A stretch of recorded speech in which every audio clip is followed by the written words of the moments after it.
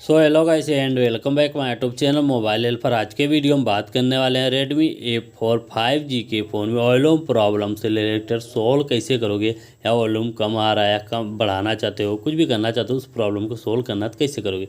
सबसे पहले सेटिंग को ओपन करना, तो आपके सामने ऐसा इंटरफेस तो होता है। सर्च का आइकन देखने को मिलता है, इस पर आपको क्लिक करना।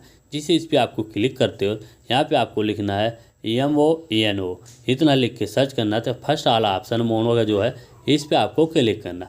जिसे इस पर क्लिक करते हो, फर्स्ट वाला ऑप्शन मोनो का है, यहाँ से इसको ऑन कर देना। इसके बाद जितना आवाज़ आप में कम करना चाहते हो या बढ़ाना चाहते हो, यहाँ से बढ़ा सकते हो। इसके बाद बैक आ जाना है, आपका वॉल्यूम प्रॉब्लम सॉल्व हो जाएगी। अगर हमारी वीडियो आपको यूजफुल लगे तो लाइक